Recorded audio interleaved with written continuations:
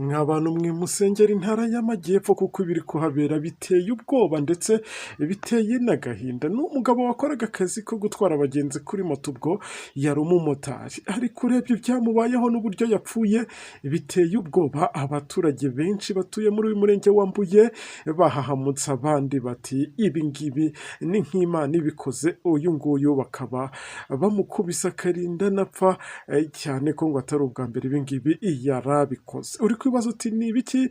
Uyu reka nkubwire ko bamufatiye ku mugore w'abandi, bivugwa ko ngo yari umugore yari asanzwe atwara kuri moto, aho rero yagize gutya ngo akiha akabyizi ku mugore w'abandi bahuriye ahantu. Ngiye kugenda nkubwira, umugabo we akaza kumugwa gitumo, bikaza gutuma uyu mugabo atumiza abandi bantu benshi bagakubita uyu mumotari ndetse bakanamwambura amafaranga yari afite, aho uyu mumotari ngo byaramuviriyemo kuba yapfa, cyane ko bamwe mu baturage baduhaye amakuru bajye bavuga ko banamumennye ubugabo bw'ubwo. Birumvikana ko igitsina rwose bacyadukiriye bakavuga bati n'ubundi nicyo cyagukubaganiye, reka tukwereke uko tukigenza. Iyi nkuru yose nyemerera nyikugezeho, turaza kugerana ku musozo w'iyi nkuru wasobanukiwe neza ibi ngibi aho byabereye nyirizina. Reka nkwibwire ko YouTube channel yanyu ari nayo yacu ikiri ya yindi ni Subiza TV. Ahangaha ni umukuru amakuru nk'aya ngaya bagezweho kandi amakuru aba yizewe. Ubwo muze kugenda muduha n'ibitekerezo byanyu muri comment, ariko sinirengagije ba bandi baba bakigera ahangaha aribwo bwa mbere, nabo twabahaye ikaze, ariko reka tubasabe ngo mukore kuri iryo jambo ryanditseho subscribe cyangwa sabone, ubundi muze kwibuka mukore kuri kariya kantu k'inzogera. Iyo niyo nkunga ya mbere muraba muduhaye, kandi kubana natwe ni umugisha ukomeye, nta gihombo kirimo. Nizere ko mwese mwongereye akavorime hataza kugira ijambo na rimwe ribacika. Dutangiye neza iyi nkuru, reka nkubwire ko hari mu ntara y'amajyepfo mu karere ka Ruhango.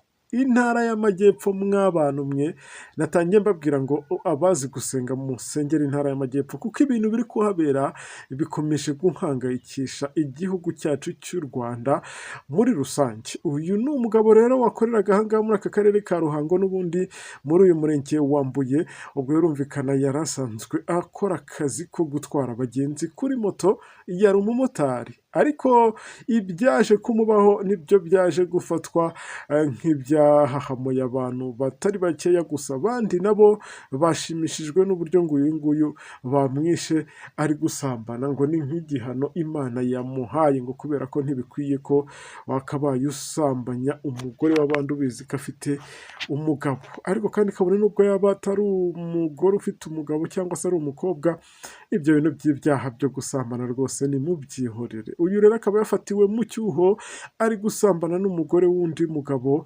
akakubitwa bikomeye ku buryo uyu nguyu byaje kumuviramo gupfa. Aho abaturage benshi bagiye bavuga bati uyu nguyu bamujyanye kwa muganga, ndetse bamwe batangiye kuvuga ko ari naho yaguye, ariko hari n'abandi ku ruhande bagendaga bavuga bati usibye no kuba bamujyanye kwa muganga, bamukubise bamugira intere ndetse bamwambura n'amafaranga arenga ibihumbi 500. Murumva ko ubu ngubu rero nanjye mfite umugore nkagenda nkagira gutya nkasanga hari ikigabo kimwubaraye hejuru, usibye ko ngewe hari barangiza bose, kubera ko n'ubundi ubwo ngubwo umugore wemeye kugaramira umugabo abizi neza ko atari uwe, kandi abizi ko afite umugabo, ejo n'ejo bundi kabone n'ubwo waba ukoze ibyo ngibyo ntacyo waba ukemuye, ahubwo uba usanga n'ejo bundi arajya ahandi. Gusa kwica cyangwa se gukubita umwe muri bo ntabwo ari wo muti. Umuti ni ukubarebesha amaso cyangwa se ugashaka ibizibiti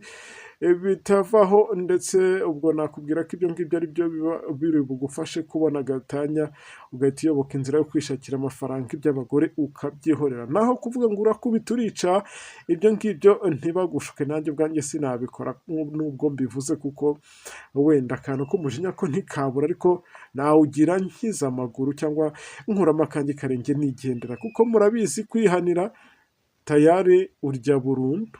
Ugasanga n'ubundi wa mugore wavugaga ngo uri kumuha isomo cyangwa se uri gukora ibiratuma abikuramo isomo n'ubundi noneho umuhaye rugari kubera ko bagiye kugufunga burundu, bya bindi bamubuzaga noneho ababonye gahunda yo kubikora neza. Dukomeje n'iyi nkuru, amakuru atangwa n'abaturage akomeza avuga ko uyu mugabo ngo yahamagawe n'umugore we yari yasanzwe, cyangwa se ubwo ndi kuvuga uyu mumotari bivugwa ko yahamagawe n'umugore we, wuriya mugabo wamuguye gitumo, ubwo uyu ngo yari anasanzwe amutwara, hanyuma rero mbere yo kumutwara ngo babanje kugira ibyo bakora, ubwo babanje kwihakabyiza, aribyo byaje gutuma rero bamara umwanya munini bari kubikorera mu rugo rw'undi mugabo, ari naho abangaba babasanze.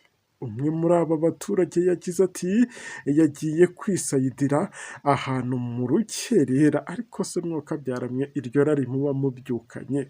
Ubwo ngo yagize gutya ajya kwisayidira ahantu mu rukerera, umugabo aza kubafata atumiza abandi bantu baramukubita, dore ko ngo banamumennye ubugabo bwe neza cyane, akaba ari nabyo byaje guhita biba intandaro yo guhita apfa ako kamwanya. Ibi bikaba byabaye mu masaha ya saa munani, ubwo nibwo rero ngo yamaze gupfa, ariko abaturage benshi bakomezaga bavuga ko uyu ashobora kuba yaguye mu bitaro bya Kinazi, ubwo ahangaha bankuruzaga bababwira ko kabaye bimeze nabi, umuntu bamwishe, nibwo bagize gutya barahurura abandi, harimo n'inzego z'ibanze z'ubuyobozi, ari bwo bihutaga bamujyana kwa muganga, ariko n'ubundi biza kuba iby'ubusa, birangira uyu mugabo wari umumotari ahatakarije ubuzima biturutse ku busambanyi yari arimo. Ubwo murumva ko ibi ngibi, nk'uyu mumotari niba yari afite umugore akumva inkuru itashye iwe ati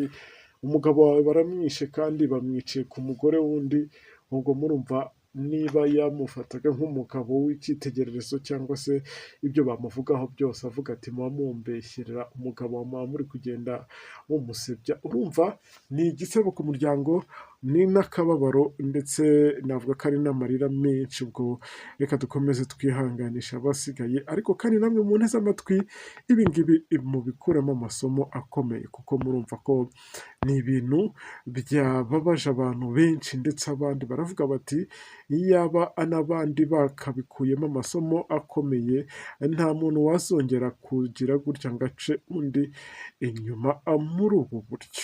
Ngaho nguko ibyabereye aha ngaha muri aka karere ka Ruhango mu ntara y'Amajyepfo, muri uyu murenge wa Mbuye, murumva ko ni ibintu byababaje abatari bakeya.